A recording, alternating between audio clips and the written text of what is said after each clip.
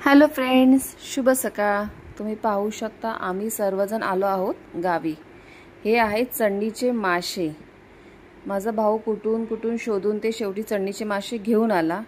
ते साफ कसे करायचे ते तुम्ही पाहू शकता। त्याच्या आतली पूर्ण घाण आपल्याला काढायची आहे आणि त्याची जी अंडी आहेत ती आम्ही बाजूला एक साइडला ठेवली आहे।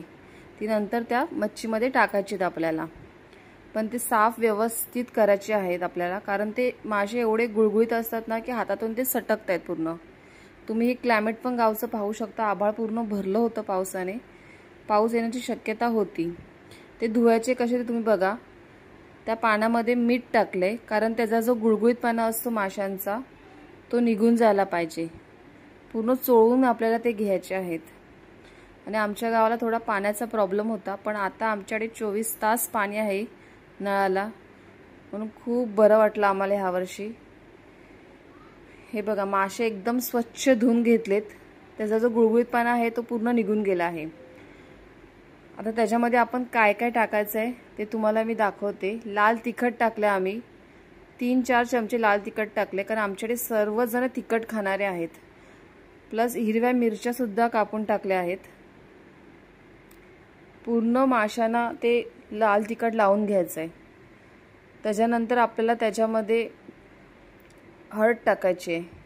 हा कलरचा मसाला टाकलाय।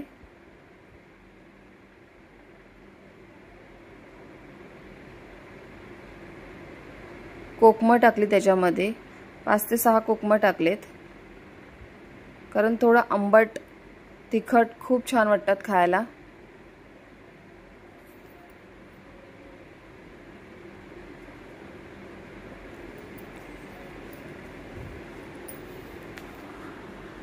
तुम्ही जर तिखट नसेल खात जास्त तर तुम्ही कमी सुद्धा तिखट टाकू शकता। आमच्या घरी सर्वजण तिखट खाणारेच आहेत।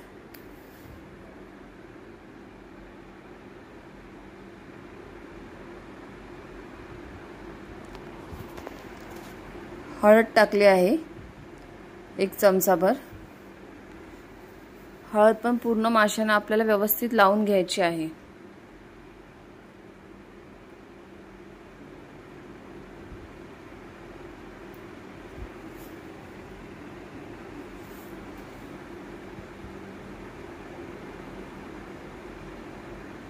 आणि हा जो बनवतोय ना मासे, तो माझ्या भावाचा मुलगा आहे। हळद टाकल्याच्या नंतर तेल टाकायचं। तेल आपल्याला भरपूर तेल टाकायचं आहे। तेलावर हे मासे शिजवायचे आहेत आपल्याला। तुम्ही पाहू शकता आम्ही किती तेल टाकले त्याच्यामध्ये।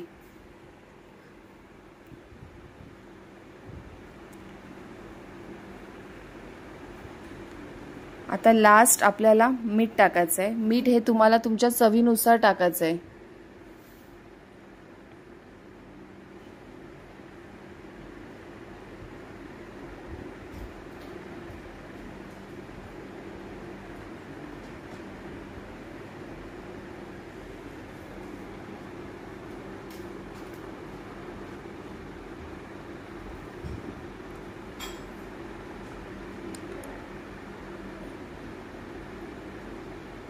हे बघायला हिरवी मिरची पण टाकले, किती लाल कलर छान आलाय।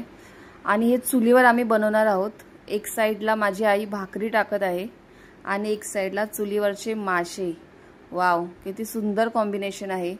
तुम्ही एकदा नक्की अशा पद्धतीने बनवून बघा। चणणीचे मासे खूप छान आणि टेस्टी लागतात खायला। तुम्ही आमचं घर पाहू शकता, गावचं पूर्ण मातीचं घर आहे आमचं, आणि आम्हाला असंच घर आवडतं। गावी गेल्यावर गावच्यासारखं वाटलं पाहिजे। चुलीवरचं जेवण खायला वेगळीच मजा असते। हा माझ्या भावाचा मुलगा आहे। ह्याच्या हातचे मासे खायला सर्वजण ह्याच्या मागे लागले असतात की बनवून दे। स्पेशली त्याच्या हातचे मासे खूप टेस्टी झाले रेसिपी। तुम्ही पाहू शकता माझं गावचं घर किती छान आहे, मातीचं आहे। खूप छान वाटतं गावी गेल्यावर।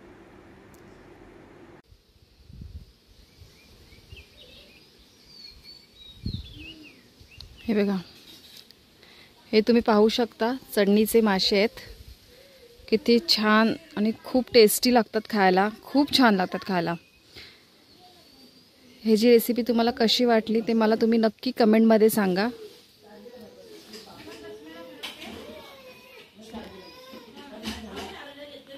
आणि गावचं क्लायमेट तर खूपच छान आहे. ऊन पण आहे मध्ये आधे, पाऊस पण आहे पडतोय, नदीला पाणी पण खूप छान झालंय आणि त्यासोबत गावचे चणणीचे मासे आणि भाकरी. सकाळची न्याहारी आपली. तुम्हाला कसं वाटलं ते मला नक्की कमेंटमध्ये सांगा. बाय.